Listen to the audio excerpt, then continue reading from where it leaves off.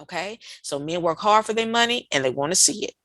All right. So the second characteristic of the man who's looking to find a virtuous a wife, right? The thing that he's in search of is skillful, a woman who is skillful and measured in her speaking. Ladies, a wife who is skillful and measured in her speaking.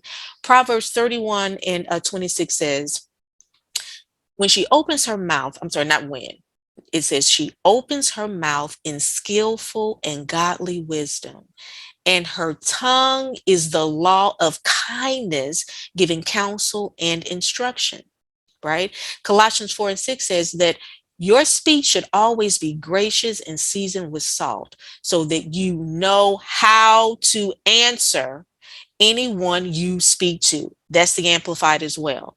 So what's important in this man, what he's looking for in this virtuous wife that he's in search of, he's looking for somebody, when I say who's skillful and measured in their speaking, they're not rude in their responses, right? Even if there's a different disagreement and there's a discussion that's going on, she's very measured in how she responds, right? She's slow to speak when she responds to her Boaz. She's not snippy.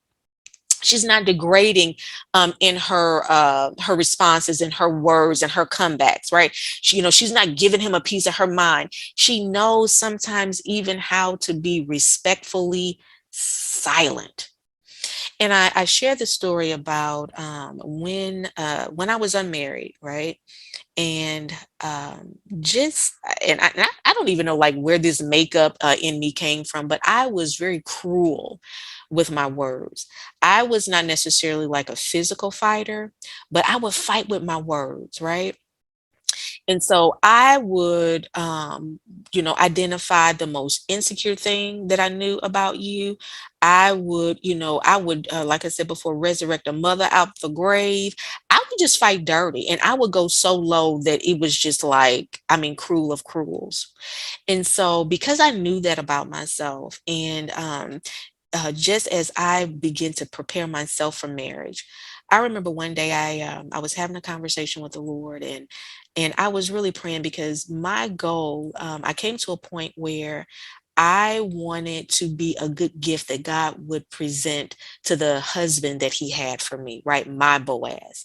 And so I just said to the Lord, I said, you know what, Lord? I said, I want to make a covenant with you and myself that I would never say anything to my husband that I couldn't take back. Right. And the reason why I felt like I needed to do that, and I really believe that it was really the Lord that was kind of, drawing at my heartstrings to really kind of address that. Because in a relationship, I mean, finances, that's, one of the number one causes of divorce, but it's also this thing of disrespect that can really cause a marriage to break down and break down to such a degree that sometimes it cannot be repaired if a woman or even a man is not wise or skilled in correcting that.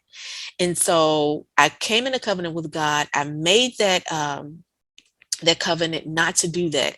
And my husband and we got married in 2004. So what is that, 16, 18 years? I don't know, a long time. Okay.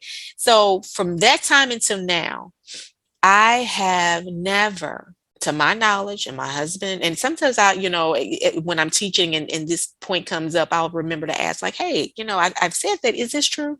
And he's always said, yes, you have never said anything hurtful to me to the point where it was so disrespectful and so below the belt that I couldn't recover from it.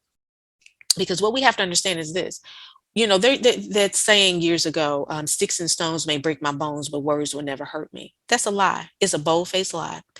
And a lot of times, we open up our mouths, and right now I'm talking about in the context of a relationship, right? A marital relationship.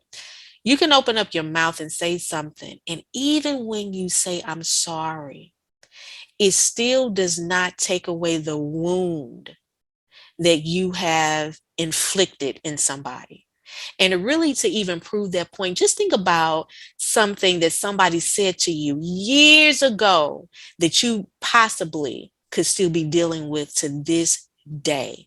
And it really takes the healing power of God, and really that person, trusting God and really getting into the Word and renewing their mind and allowing God to come in and heal those areas, right, where those verbal wounds have come in, for them to even recover from it. And so this is why it's so important. This Boaz, this man who's looking to find a virtuous wife that he's in search of, this is very important. This is a very important characteristic for you right now to develop the skill in being measured in your speaking. Because once you open up your mouth, and let me tell you something, even with men have been raised to, be that strong, person. Don't cry, you don't show emotion, and all this and all that. And men, to be truthful, they are very sensitive.